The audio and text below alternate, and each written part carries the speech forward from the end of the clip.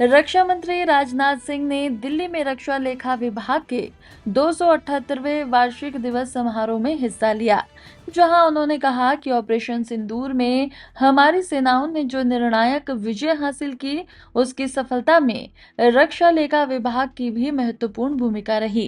राजनाथ सिंह ने इस अवसर पर विभाग के कर्मचारियों के प्रति अपने सम्मान और सद्भाव व्यक्त करते हुए कहा कि जब भी उनसे मिलते हैं, अपने विचार साझा करते हैं और उनके विचार भी सुनते हैं।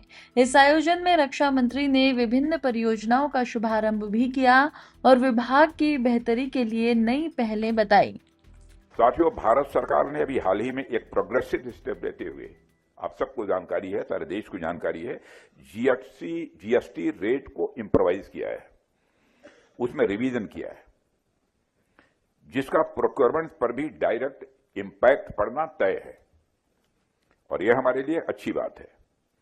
चीजों के रेट्स कम होने से अधिक प्रोक्योरमेंट संभव हो सकेगा और आप लोग सभी सर्विसेज और एक्विजिशन विंग के साथ मिलकर यह इंश्योर करिए कि रिफॉर्म के बाद जो भी एक्स्ट्रा राशि हमारे पास बचती है उसका अधिक से अधिक यूटिलाइजेशन आप लोग कर सकें।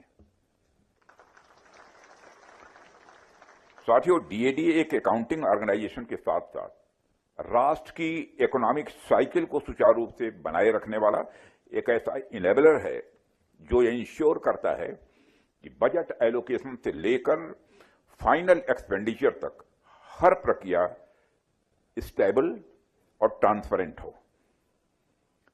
फाइनेंस और नेशनल सिक्योरिटी का आपस में आप सब जानते हैं बहुत ही गहरा संबंध है। फाइनेंशियल डिसिप्लिन बिना किसी भी सैन्य शक्ति को सस्टेन नहीं किया जा सकता है। चाहे हमारी सेना कितनी भी सक्षम क्यों न हो, यदि समय पर उनके लिए आवश्यक संसाधन उपलब्ध नहीं होंगे तो उनकी क्षमता पर विपरीत प्रभाव पड़ सकता है। डीएडी वह अदृश्य सेतु है। डीएडी वह अदृश्य सेतु है जो फाइनेंस और फोर्स दोनों को जोड़ता है।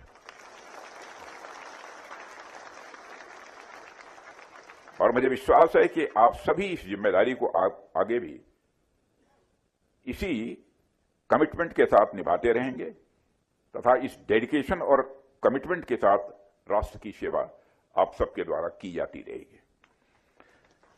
साथियों, ऑपरेशन सिंदूर में पूरी दुनिया ने देखा किस तरह से हमारी सेनाओं ने एक ऐतिहासिक और निर्णायक विजय हासिल की है और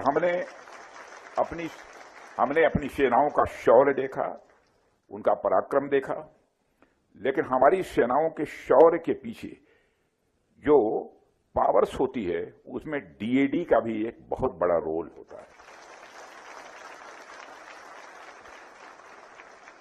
पीस टाइम में तो पेंशन्स और वेलफेयर स्कीम में आपकी भूमिका तो रहती ही है, लेकिन वार टाइम में आप लोग रिसोर्सेस के यूटिलाइजेशन में तथा वार प्रिपेयर्डनेस में जो भूमिका निभाते हैं उसके लिए आप सब बधाई के पात्र हैं।